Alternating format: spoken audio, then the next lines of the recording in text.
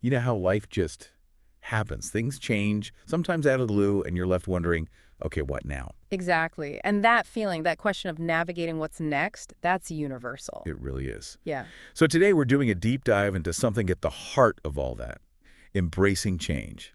And we've got some fascinating course material for this. It's excerpts from a conversation set in a temple garden. Oh, right. Between a young monk and his master. That's the one. The monk's eager, full of questions, and the master. Well, he's got this calm wisdom born from, deep experience. Yeah, I love that dynamic. The student trying to figure it all out, and the master offering these really practical insights. Mm-hmm. So our mission today really is to unpack that dialogue, to pull out the actionable stuff, the ideas you can use to navigate change better in your own life. Turning that feeling of being overwhelmed into maybe moments of real growth and understanding. Let's do it. Where should we start? Maybe how the master first frames life itself. Good idea. He starts with this quite interesting analogy. He says life is like a series of exams. Exams. Okay, not like school tests, I'm guessing. No, not at all. More like tests your resilience, your wisdom, your character, how you handle things when they get difficult. Ah, okay, that makes sense. Testing your ability to bounce back. Exactly. And he talks about needing to collect tools for these exams. Tools? What kind of tools? Think experiences, insights, strategies you learn. They become your resources for the journey. So it's not passive. You're actively gathering what you need. Precisely. And there's this intriguing bit where the master almost positions himself as the monk's future self, offering guidance from that perspective. Wow, okay. Like a guide who's already walked the path. That adds another layer. It does. And he also uses the metaphor of a mountain. Life's journey is a climb. And you can't just teleport to the top, right? Right. It has to be climbed step by step. Each experience, big or small, matters. It takes time. Okay, so that sets the stage. Life is a journey, a series of tests, needing tools. Then comes the first big lesson. Yes, the foundational one, he says, quite directly. Embrace change, for it is the only constant in life's journey. The only constant. Sounds simple, maybe even a bit cliche. But actually doing it? Yeah. That's the hard part. Definitely. And the master addresses why. Why do we resist it so much? Yeah, why? Is it just habit? Partly. He points to our tendency towards routine. We like stability or, the illusion of stability. Illusion, right. Because things are always changing anyway. Exactly. Change disrupts that comfort zone, brings uncertainty, and that feels unsettling. And the core of that feeling, is it fear? Often, yes. The master suggests it boils down to a fear of loss. Lots of what, though? Could be anything, really. Your identity, how you see yourself, relationships, status, maybe just that basic feeling of security. That rings true. We cling to things. We do. And this leads to what he calls the paradox of change. Paradox. Yeah. How so? Well, change is often unsettling, even scary, right? But it's also the very thing that brings growth, renewal, new possibilities. So we resist the thing that could actually help us grow. That's the paradox. He uses the analogy of a tree shedding its leaves. Like in autumn. It looks like loss. But it's essential, right, for the tree to survive the winter and flourish again in spring. Shedding the old makes way for the new. That's powerful. It makes you think about, those times you hold on to something way past its expiration date just out of fear. You've all done it. So the big question then becomes, how? How do we actually practice embracing change? Okay, yeah. Practical steps. What does the master suggest? He starts with letting go of the need for absolute control. Oof. That's a big one for many people. It is. Trying to micromanage everything, he suggests, just creates more stress when, inevitably, things shift anyway. So acceptance that you can't control everything. Exactly. And by accepting that, you actually open yourself up to possibilities you might have missed if you were just focused on your rigid plan. And it's also about perspective, isn't it? Yeah. How you view the change itself. Huge difference. He advises shifting from fear to curiosity. Instead of, why me? Ask. What can I learn here? Or what opportunity might this bring? It reframes the entire experience. Yeah, that changes it from a battle to, a lesson. Life becomes a series of lessons. Much more empowering, as you said. Oh. And underpinning all of this is trust. Trust in what? Trust that life somehow unfolds for your highest good. even when you can't see the path clearly, even when it feels messy. That requires a bit of faith, doesn't it? It does. Not blind faith, maybe, but a fundamental trust in the process of life itself. Okay, and practically speaking, he mentioned the tree again. Flexibility, like the tree bending in the wind so it doesn't snap. So it's not about abandoning your dreams or goals. Not at all. It's about being willing to adjust how you get there. Adapting your plans when circumstances change. Bending, not breaking. That makes sense. Adaptability. Which leads into another key idea they discuss. Impermanence. Yes, the idea that nothing lasts forever.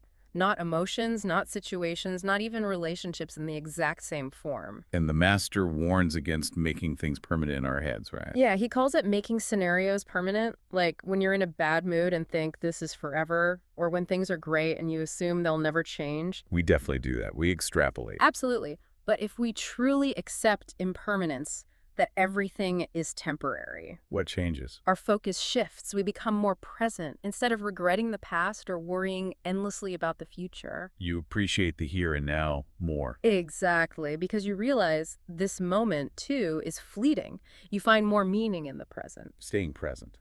That's a lifelong practice, isn't it? It really is, especially with so many distractions pulling us away. And the master connects these outer changes to inner ones too. Yes, he emphasizes that external shifts always spark some kind of internal evolution. How so? Our beliefs might shift, our values might deepen, our understanding of ourselves changes as we navigate new territory.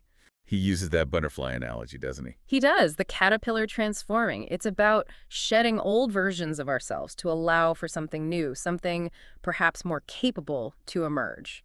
That's a really hopeful image. Potential for transformation. Which brings the young monk to a really smart question. What's that? Basically, if humans are actually so adaptable, I mean, look at history, we've lived everywhere, adapted to everything, why does change still feel so difficult sometimes? That's a great question. We are adaptable creatures, historically speaking. Ice ages, migrations, technology. Right. We've managed huge shifts, so why does, say, a change at work or in a relationship feel so destabilizing? What's the master's take on that? He explains that while the capacity for adaptation is innate, the resistance we feel now often comes back to those fears we discussed. Fear of the unknown, losing control. Exactly, and clinging to our comfort zones, that false sense of stability. So maybe our ancestors faced more immediate, obvious threats, adapt or perish kind of thing. That could be part of it. Modern changes can feel more ambiguous, giving us more room to resist, to stick with the familiar, even when it's not working anymore. And he gives an example of what happens when adaptation fails. Right. Something historical. Yes, he brings up the Mayans, suggesting their potential failure to adapt to environmental changes, like drought, might have contributed to their decline. Wow. So resistance to change can have really serious consequences, even on a societal level. And he brings it right down to the personal level, too. Relationships, for instance. How so? For a partnership, like a marriage or even family ties, to stay healthy, both people need to grow and adapt over time. If one person stays rigid while the other evolves... That creates distance, strain. Absolutely. Disconnection. The same applies at work. Right. Employees need to learn new skills, new tech. And companies need to adapt, too, to market shifts, to what employees need and expect. Otherwise... Obsolescence, losing talent. You got it. So the overall principle seems clear. Resist change and things risk falling apart. Embrace it. Adapt. And you grow stronger. In relationships, career, personally, it touches everything. Which leads the monk to voice something many of us feel, I think. That sense of being kind of trapped, stuck by the fear of what's ahead. Yeah, that paralysis. What's the master's advice there? It's a crucial distinction. He says the suffering doesn't usually come from the change itself. It comes from our resistance to the change. So it's our reaction that causes the pain, not the event. Largely, yes. Which brings us to resilience and cognitive flexibility. Okay, explain those a bit. Resilience is bouncing back. Yes, the ability to recover from setbacks. And cognitive flexibility. That's about being able to shift your thinking. Not getting stuck in one way of seeing things. Exactly. Being able to adjust your perspective when faced with new information or challenges. The opposite is rigidity. And rigidity leads to? A fixed mindset, he suggests. Feeling helpless, like things will never change, which can lead to despair. He uses another nature analogy here, doesn't he? He does. The river. A river flows around rocks and obstacles. It doesn't just stop or try to smash through them. It adapts its course. That's cognitive flexibility in action. Beautifully put. And this frames change not as an enemy, but as well, a teacher, One of our greatest teachers, he says. because it forces us to grow, to develop new skills, new perspectives. He points back to our ancestors again. Well, migrating, adapting to new climates, finding new ways to survive. It's built into us, this capacity for growth. Thriving comes from seeing change not just as something to survive, but as an opportunity to learn and expand. But it requires letting go of old ways of thinking sometimes. Definitely. Getting too attached to how things used to be can blind us to the possibilities right in front of us. What about failure? That's a big part of why people fear change, isn't it?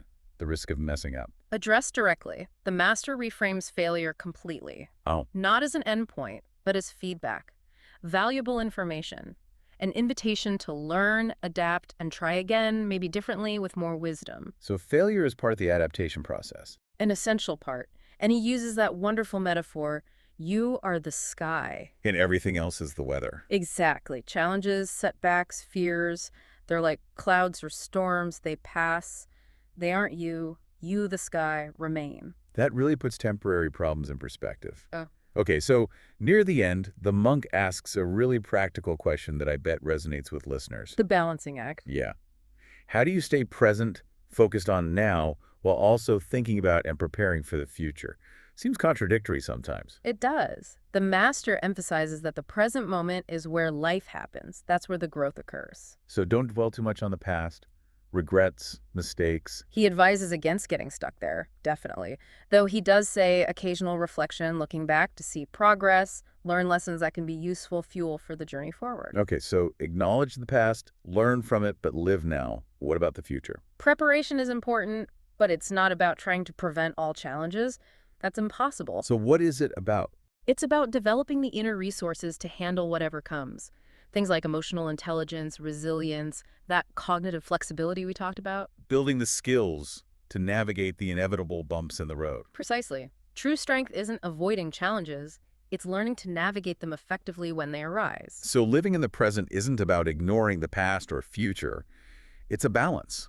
Exactly. Acknowledging past lessons, engaging fully now, and preparing wisely internally for what might come. And this all loops back to adaptability being the key.